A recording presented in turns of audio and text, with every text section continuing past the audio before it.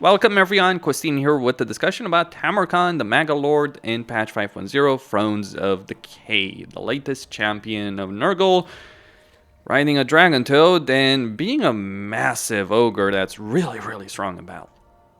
So let's talk about this particular campaign. You start over here in the plains of Zanbaijin. You start a war with the Dolgan and Kolek, which is kind of a bit funny because the Dolgan are Kolek's natural vassals. So he doesn't start with them, but once he gains the challenge zone, which he will always do on turn 1, after turn 1, they will become his vassals. So you can actually defeat their initial army right here, take the Gallows Tree, get a peace agreement, get money from that, and then you'll still be at war with them because Kolek will gain him as a vassal and you'll be forced into a war. Fun situation. What's less fun is that mountains are unpleasant. Not a big deal, you might think. Fight other factions. Yeah, about that. Your victory condition, your short campaign victory condition, require you to deal with Kolek, Greases, whatever, in Grimgor. To paraphrase a quote here to CA Creative Assembly, you're not big enough, CA, and there's not enough of you for me to do that. Like, hell no. Fighting Grimgor in unpleasant climate as Nurgle, who has high construction costs, so the territory is not worth getting in the first place? No. Fighting Grimgor, who you can easily vassalize in a Nurgle campaign. Well, easily. You do have to spend quite a bit of resources for it, but you just need to build a barracks. It takes 4 turns in Nurgle, so it's not great, but you can vassalize him as diplomacy. Why would I want to fight freaking Grimgor in this campaign when I can vassalize him or make him an ally? He doesn't hate me. He has only a -10 aversion towards me, so why in the world would I choose that path? You see what all the territory Grimgor has in this campaign? Let me tell you a bit about that territory, because there's an explanation for this. Virtually all of it, Grimgor gained. I literally had to race this bastard to down here in Nabi Gorge, or rather to this province, to get some territory that I could sell to Festus, because I want to confederate him. And for that, I need better diplomatic relations with him. So no, I am not going to fight Grimgor. Why? So I can end up fighting everyone else once I'm done with Grimgor, so I can fight Cafe on my own? Thank you, but no. I would rather never get the campaign victory conditions. Not that a short campaign victory condition really matters. I mean, Winds of Magic, yeah, it's nice, but so is your Lord Recruit rank, but still. Your long campaign is to take Nuln, but it's annoying that you can do Nuln with vassals or military allies, but you can't do Grimgor. So yeah, please change that so you can vassalize him and achieve that victory. Same with Kolek. Well, maybe not Kolek, but Grimgor certainly wouldn't be nice. Who cares about Greases or Kolek? They're not good vassals. Oh, and by the way, you can fight Grimgor, or you can gain a lot of power and take Zarnagrund. What do you think is better for your campaign? I'm going to tell you, marching on Zarnagrund and trying to win that fight, and you can. You have a lot of power in this campaign. So, that's one thing. Nurgle's been reworked. I've already covered the details. You do have a better economy, but you don't have a good enough economy to deal with unpleasant climate, so maybe he should get better climate. Like, maybe Nurgle in general should be able to take mountains. Just an idea, CA. Just an idea. Okay, so let's talk about Tamurkhan's campaign mechanics, his lord effects, all that. So he gets access to Chieftains, he gets 10% campaign movement range, and gets recruitment health plus 10% for all non-demonic units. So you can recruit units with higher HP right off the bat, or more healed if they're non-demonic. So that includes all the Warriors of Chaos. Okay, let's go over the details of how some of his unique mechanics work. You also have the Plague mechanic of Nurgle, so nothing special there. Well, nothing special for Tamurkhan, though it is special that they reworked it. So Chieftains, the way this works is you'll get Kais very quickly in a campaign, and then you'll have to choose which one you're unlocking. You get a special faction resource called Dominance. You gain these primarily from fighting battles. So 5 battles, get them Dominance, and unlock Chieftains' ability and abilities. So the way these chieftains work is you get fealties, and there's various tiers. They unlock units, they have abilities, like for instance Kais has attrition for enemy armies in his region, in his province, and he has an increased chance of splitting plague. He also gets various abilities, so he gets Toad Dragon, Run Knights, Cast Chariots, and Nurgle, which you can't get the other way, but this is a global recruitment pool that recruits them. If we look at this particular army, You can recruit them for free if you do have. There's a limited capacity of chieftain units, so you can only increase this to a limited extent. Like, you can only get one right knight. There's more capacity increased as you get more fealty. Fealty is gained for various actions dependent on the chieftain you're talking about. So Kaisk likes it if you fight chaos and you create plague. So pretty easy since you start a war of chaos, Kolek specifically, and Norska. So easy enough to start getting some stuff. You'll start with him, you'll need to get his first fealty level, and then you'll be able to unlock all the others, one at a time. You just need dominance for that. Let's go over these guys. So Kaisk is focused on cavalry, so rat knights, chariots, and toad dragons, and he gets these following abilities. And all the chieftains end up with a bell. They get the trait, and then they get an item, a talisman, charge bonus. It reduces mass, weapon damage, and armor piercing damage. So yeah, you have a bell. So you get free tiers of fealty, then you have a bell for a final reward. Then there's the Crazed. He gets fealty for raising settlements, defeating Empire and Bretonnia or Cathay factions. So you probably don't want to get this guy right away, but you do get Hell Cannons, you get Aspiring Champions, and you get Dragon Ogre Shavas. So he's a Warrior of Chaos champion of Nurgle, basically. Campaign movement range after raising a settlement, income from raising settlements. Aura of Madness, which causes damage to combatants, damage resistance for an ally in range, Witness Me, damage resistance, and yeah, pretty useful. Over here, he can refill campaign movement range for his current army and get Perfect Vigor. Useful, but certainly not something you're going to be able to get a lot of fealty for early on. So you need to get fealty to unlock the first. You need to get fealty to unlock him. So the first tier, then second tier, you gotta get. No, you spend dominance to unlock him. Then you get more fealty for his various abilities. This guy's name, I'm not sure. Ketzak. He gets income from sacking, Winds of Magic for his own army, Sigil of Madness, so Fear, Winds of Magic. So he's a caster. He gets fealty for researching technology, defeating High Elves, Dark Elves, or Wood Elves. So go to Cafe, fight Lokir. He gets Norscan units, so Finir, Warriors, regular ones, Grey Weapons, and Cast Frost Dragons over there. He's going to have Dance of Despair, which is pretty damn powerful. He reduced campaign movement range for enemy armies starting their turn in the same province as his current army. You can put these guys in any army you want. You then get Mournhowl, so more Norscan units, Skin Wolves, Feral Mammoths, and War Mammoths. Oh yeah. One War Mammoth, sadly enough, just one that you can get, but still pretty damn sweet.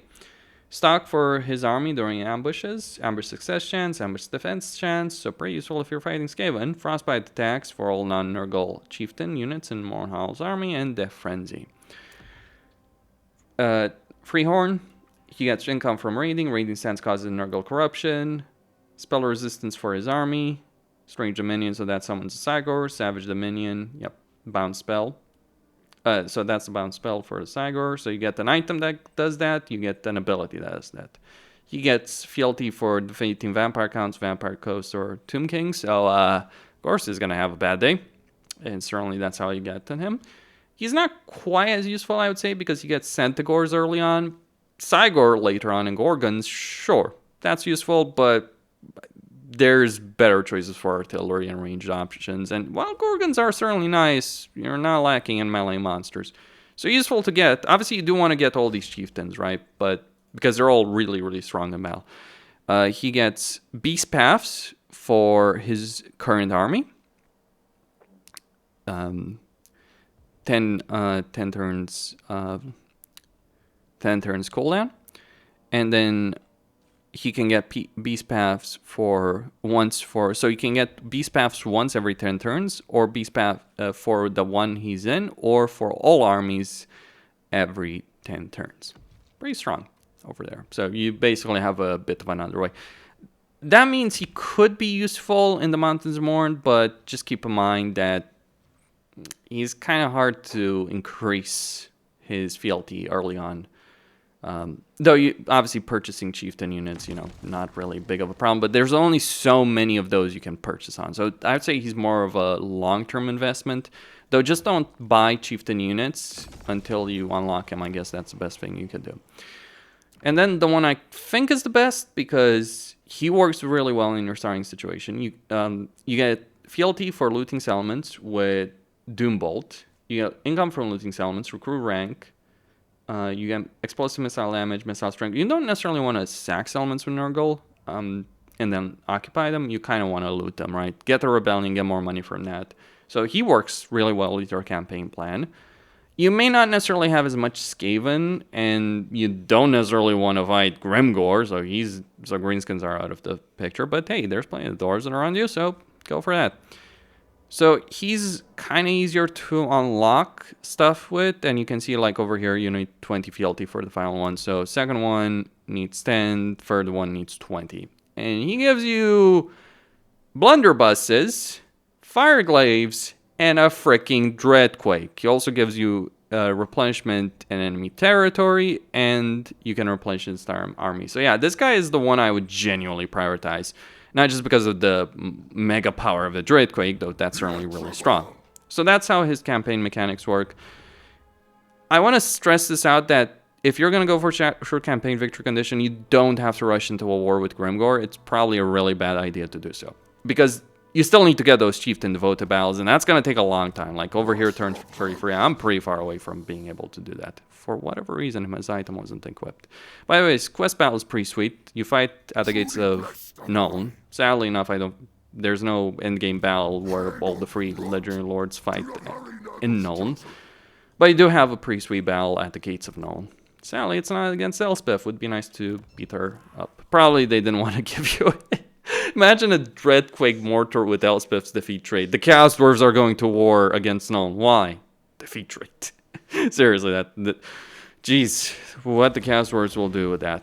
But yeah, that's how his campaign works. Not necessarily quite as much to say as in other campaigns. Like, keep in mind though, Kaisk does have a focus on cavalry, so and a good amount of power in combat, but he's really got a good amount of skills to buff cavalry, so weapon strength, melee defense, melee attack, recruit rank, recruitment cost, because he's considered a legendary lord. But I'd say all of them kind of are. So you get, with Doombolt, he's basically an Infernal Castellan, right? It literally says that.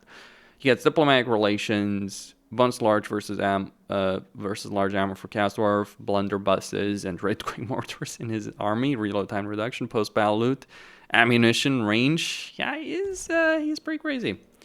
You get an Exalted Hero of Nurgle, so pretty much what you'd expect. But they're basically, I would say, named heroes, so think of more like Marcus Wolfhard, except Kaisk. Like, Kaisk is a bit special, but they all get like some skill or another that buffs various units. Typically like their Chieftain units, right? Or something along those lines.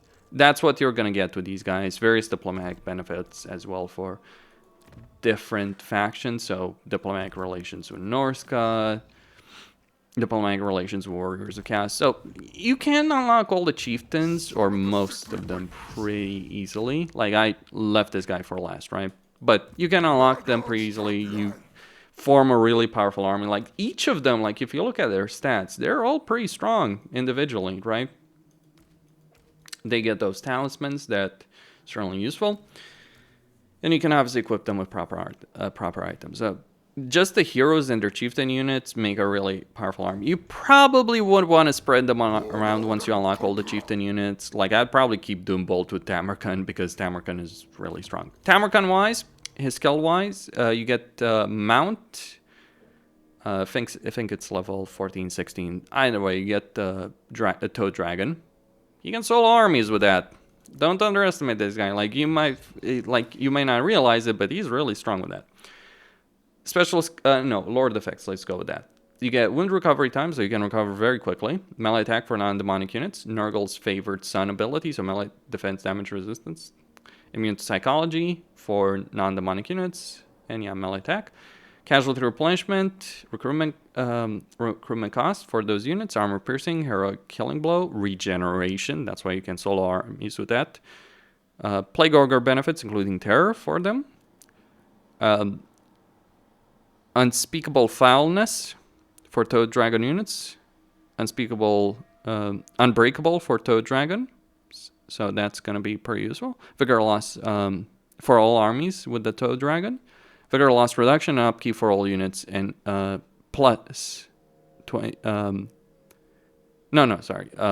Minus 25% for all units, armies, and local province. For all armies, not just the zone. And then, yeah, melee skill line, though. You probably do want to get the Armor of Malady. Or maybe not, really. But, well, ogres are pretty sweet. In terms of benefits, you get the Cast Lord of Nurgle, which, yeah, it's what you'd expect, right? So, Cast Lord of Nurgle, just, you know, the latest strain of the Warriors of Cast Lord choices. And yeah, you can obviously make one. Maybe I do have one. No, I don't have one in this particular campaign. But yeah, you can get the Demon Prince over there of Nurgle. Hero choice. You get this Cast Sorcerer of Nurgle, who, yeah, has the lore of Pestilence. So all the stuff you'd expect. Basically, Cast Sorcerer, just with the Nurgle theme. In terms of like how you recruit heroes, let me see if I have the structures here. So you recruit Exalted Heroes of Nurgle and Cultists of Nurgle from the Palisade, which is gonna add units to the garrison. You recruit Sorcerer units through the Warpstone Locust, and you increase capacity. Like you get this at tier 3, at tier 2, you increase capacity at tier 3. That's how Nurgle hero capacity works. Can get a lot of heroes in the Nurgle campaign still. You're not getting it from resource buildings anymore. Unit-wise, let me just go over that very quick. You get Rot Knights. So Rot Knights are Cast Knights of Nurgle. They have a bonus versus large. They have an armor piercing damage. When we compare them, they have more HP. They don't have as much... regular Cast Knights have more HP. So what they get are better speed, melee stats, melee attack, less charge, but they do have, well, regeneration by default. And of course they do cause fear, they have the Mark of Nurgle. Yeah, so that's what Run Knights are. They're effectively like just more degraded Cast Knights of Nurgle, if you will. Then you have the Rotting Riders. The main difference between these guys and these guys, magical attacks, as well as the blessing of the Fly Lord, so damage resistance of leadership is higher than broken for the Regiment Renown. Then you have Cast Ogres. Plague Ogres, rather. So, regular Ogres, not quite, like I would say they're probably like between regular Ogres and Man-Eaters to a certain extent. So they have a decent level of armor, they have Wallbreaker. Nurgle has options with Siege right now. Ogre Charge, so what you'd expect basically. They're, crucially, both of these guys have armor piercing. Both of these have armor piercing. The Grey Weapon version has a bonus versus large, whereas the regular version has a bonus versus infantry. So probably the regular version. And they both have poison attacks. Then you have, where are those damn freaking Pestigors? I'm not quite sure, if I'm being honest. But they're somewhere. Just can't see the freaking icon. Maybe I should just look for the unit in an army. I think I have some of them. Yeah, so there's a Pestigor unit that you start with. Pestigors have speed, charge bonus, melee attack, immunity to psychology, vanguard deployment, and yeah, Mark of Nurgle, as you'd expect. So what you'd expect from Pestigors. Just don't see them over here. Where are they? Maybe I'm just blind, whatever. Or maybe they're here. Oh, sorry, they're here, right? So this is how they are by default. Not really they have a decent amount of HP. They're 120 units, so that's pretty decent HP. Not the best armor, but Vanguard deployment, reasonably quick for Nurgle units, that is. Reasonably quick for Nurgle units, missile resistance, and yeah, Mark of Nurgle available there as well. Beyond that, Toe Dragon, what do you expect? Like, think of the Kiesel Frostworm. Well, no, that's a bit of unfair comparison. Think of a Dread Saurian. Yeah, pretty damn powerful unit. Dread Saurian for Nurgle, it's not quite a Dread Saurian, I admit, but it's still it's still a pretty damn powerful unit. Not quite great on clean one, but still pretty expensive, pretty solid. Has a good amount of durability. Has unspeakable foulness ability. Wall breaker. So yeah, really dangerous. Really dangerous thing with the Toad Dragon. And I'm pretty sure that's about it. And of course, like, you know, Regiment's Renown as well with that. So that is Tamurkhan. Interesting Chieftain mechanic. Like, people have said it's like the evil Avengers or whatever. The League of Villains over here against the Avengers that Malachi is going to have. I do like the fact you could get a bunch of different units from different factions. I do think the Chieftain mechanic is interesting, though it is a bit tedious to level them up. Because, like, CA doesn't understand. Like, I understand. Like, you know, by turn 60, I probably unlock the vast majority of them. But in a campaign like this, the meat of that campaign is early on. Like, effectively, when you take Zarnagrund, then if you beat Grimgor, which you're... Like, if you decide to go to war with Grimgor, do it early game. Like, just save yourself the trouble. Because if you let this guy build up... Though, be careful after turn 10, because that's when the was. Like, if you haven't fought him by turn 10... Which you probably won't. Wait until turn 30 and then fight him, because that's when his first WoW will expire, roughly thereabouts. And you get Chieftain Tracker right here at the top as well. How do I feel overall? Well, the mountain climate situation is not great, so that affects your campaign victory conditions. Nurgle, I think, like, of the Nurgle Legendary Lord, Tamurkhan is certainly the best, by far. Makes sense, right? He's the brand new kid on the block, despite all the changes for Kugaf and all that. But ultimately, my impression of Nurgle, like, compared to where the Empire is, compared to where the Dwarves are, let alone, you know, Dark Elves and all that, Greenskins, I think Nurgle's campaign pace, like, your economy is not going to be able to keep up with what you're doing. Like, over here in other campaigns, maybe other campaigns, that I'd have a lot more armies than this. So you're gonna have to make some hard choices in the campaign like this. The climate situation screws you over. So, like, I like the mechanics. I guess I just could say I am not too fond of Nurgle at the moment.